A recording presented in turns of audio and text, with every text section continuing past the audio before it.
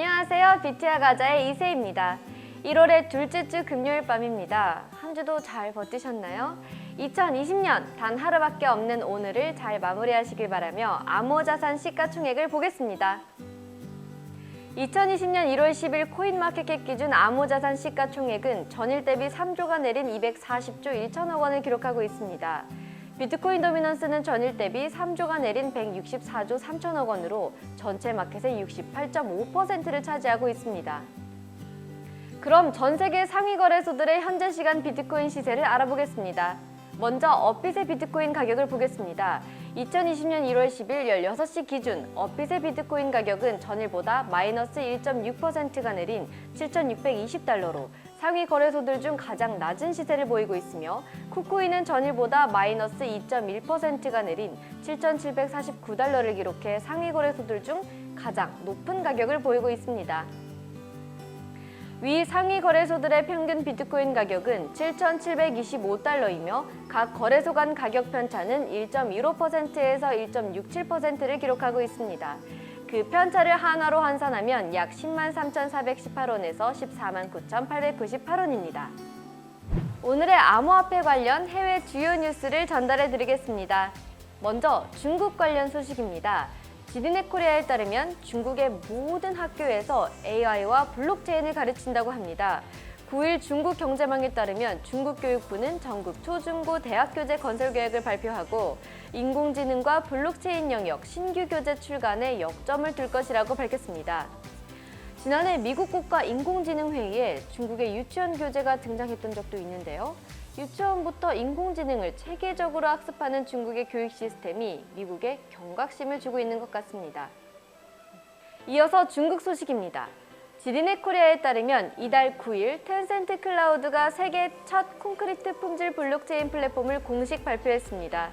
바로 건축물의 안전을 지키기 위해 블록체인 기술을 이용해 최초의 콘크리트 품질 관리를 하는 건데요. 텐센트는 블록체인 플랫폼을 통해 콘크리트 믹싱 지점부터 시공 단위까지 모두 블록체인상에 올려 관리 운행을 단일화하면서 유관 정부 부처의 관리 감독을 지원할 계획이라고 합니다. 다음 소식입니다. 유효정 중국 전문 기자의 보도에 따르면 지난해 블록체인 특허 신청량이 전년 대비 크게 줄어든 가운데 누적 수량 기준 중국이 압도적인 선두를 달렸습니다. 블록체인 특허를 한국이 1개 신청할 때 중국은 36개라고 하는데요.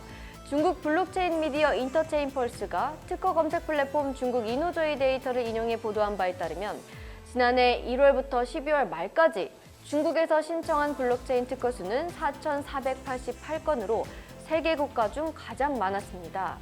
한국은 123건으로 미국에 이어 3위에 올랐지만 감소폭이 2018년 대비 무려 81.13% 줄어들면서 내림세를 보였습니다. 다음 뉴스입니다. 유럽 중앙은행의 크리스틴 르가르드 총재가 디지털 통화 발행을 검토 중이며 적극적인 역할을 하겠다는 입장을 밝혔는데요. 외신 디크립토에 따르면 르가르드 총재는 유럽 중앙은행이 현금 사용의 감소에 대응하기 위한 차원이며 현금 이용이 줄더라도 중앙은행은 돈을 계속 사용할 수 있도록 디지털 통화의 타당성과 장점을 조사하고 있다고 부연했습니다. 그가 지칭하는 디지털 통화는 중앙은행이 발행한 CBDC로 개별 기업이 발행하는 암호화폐와는 다릅니다. 인터뷰에서 르가르드 총재는 더 빠르고 지불 수수료가 적다는 점을 언급했습니다. 다만 디지털 통화에 대한 냉정한 시각도 제시했는데요. 디지털 통화가 성공하기 위해선 그것을 쓸 인센티브가 있어야 한다며 디지털 통화는 은행 직불카드만큼 편리해야 한다고 설명했습니다. 지난 3일 미국이 이란 사령관을 공습으로 암살하고 이란이 즉각적으로 보복하면서 긴장이 심화되고 있습니다. 이에 대표적인 안전자산, 금 가격은 급등했는데요. BBC 포스트에 따르면 같은 기간 비트코인 가격도 15% 가까이 상승했으며 시총 1위 암호화폐가 디지털 금이라는 주장에 힘을 실었습니다. 이렇듯 요즘 미국과 이란의 갈등이 화두로 오르고 있죠. 비트코인에는 어떤 영향을 미쳤을까요? 아마 많은 분들이 같은 궁금증을 가졌나 봅니다. BBC 포스트에 따르면 미국과 이란의 갈등 가운데 비트코인 가격이 상승 움직임을 보이며 다시 한번 전 세계 인터넷 이용자들의 이목을 끌었다고 합니다. 8일 코인텔레그래프는 구글 트렌드의 자료를 인용, 1월 1일부터 1월 8일까지 한 주 동안 비트코인 이란 검색량이 44배 증가했다고 보도했습니다. 비트코인 검색량도 크게 늘었다고 하는데요. 특정 키워드의 검색 횟수를 표준화하여 대중의 관심도를 보여주는 구글 트렌드의 점수로 보면 일주일 전 40점이었던 비트코인 관심도는 현지 시간 8일 100점으로 상승했다고 합니다. 두 검색어를 가장 많이 검색한 국가는 나이지리아였고 캐나다, 싱가포르, 미국에서도 상당한 관심을 보였다고 합니다. 다음은 BBC 포스트의 해외 블록체인 뉴스 브리핑입니다. 디크립트에 따르면 뉴욕주 의원들이 포괄적 가치 장부, Inclusive Value Ledger이라는 이름의 P2P 결제 플랫폼 구축을 제안했다고 합니다. 이 법안이 통과되면 뉴욕에서 상품 서비스를 거래할 수 있는 디지털 화폐가 발행되는 건데요. 가상 지갑이 따로 있기 때문에 은행 계좌 없이도 IBL 이용이 가능하다고 합니다. 다만 뉴욕 디지털 화폐는 관리자가 따로 있어 탈중앙화를 지향하는 암호화폐와는 결이 다르다고 미디어는 설명했습니다. 연간 557억 달러에 달하는 세액공제 등도 IBL을 통해 지급될 수 있는데요. 작년 11월 뉴욕주 의원 론 킴, 상원의원 줄리아 살라자, 그리고 코넬대 법학과 교수 로버트 호켓은 관련 아이디어를 상세히 설명한 백서를 발표한 바 있습니다. 다음 뉴스입니다. 러시아 국영 원전 기업인 로사톰이 지난달 말 모스크바 북서쪽 200마일 떨어진 곳에 위치한 칼리닌 원자력 발전소 부근에 30메가와트 규모의 채굴 시설을 구축했다고 코인데스크가 9일 전했습니다. 이를 위해 480만 달러를 투입했다고 하는데요. 해당 시설은 전기 사용량이 많은 암호화폐 채굴업자들과 데이터 센터 운영자들에게 임대 방식으로 제공될 예정입니다. 이와 관련해 기업 측은 데이터 센터와 채굴업자들은 안정적인 수요를 가진 대규모 에너지 소비자라며 이들에게 추가적인 전력을 판매할 것이라고 설명했습니다. 이에 대해 미디어는 러시아 정부가 채굴업자들을 받아들인 최초의 정부 관련 기업 사례라고 설명했습니다. 다음 뉴스입니다.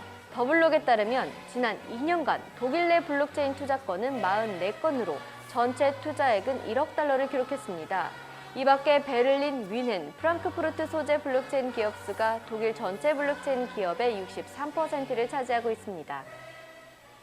이어서 더블록에 따르면 DMG 솔루션이 지난 6일 비용과 운영 효율성 문제로 비트메인과의 파트너십을 종료한다고 발표했습니다.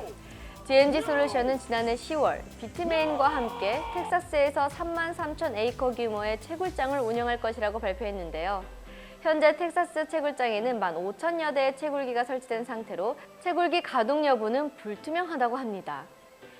마지막 뉴스입니다. 중국 메이저 경제 미디어 21세기 경제보도에 따르면 지금까지 5개 이하 암호화폐 거래소가 홍콩 증권감독관리위원회가 추진하는 디지털 자산 거래 플랫폼 규제 샌드박스 시행사에 포함된 것으로 나타났습니다.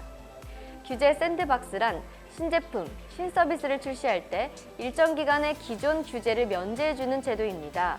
이와 관련해 미디어는 업계 인사를 인용해 선정에 매우 높은 기준을 요구하고 있다면서 우리가 알고 있는 세계적인 거래 플랫폼의 99%가 규제 샌드박스에 포함되지 못할 것이라고 전했습니다. 이건 너무한 거 아니냐고. 네, 이렇게 회화 관련 비트코인 소식을 전해드렸습니다. 이상으로 글로벌 거래소들의 실시간 비트코인 시황과 오늘의 핫뉴스를 마치겠습니다. 요즘 아주 핫한 동물 친구가 있죠. 바로 펭수인데요. 펭수의 중앙일보 인터뷰를 전해드리며 마치겠습니다. 내가 힘든데 힘내라고 하면 힘이 납니까? 아니죠. 그쵸? 그러니까 힘내라는 말보다 저는 사랑해라고 해주고 싶습니다. 여러분들 사랑합니다. 빅자 가자의 이세희였습니다.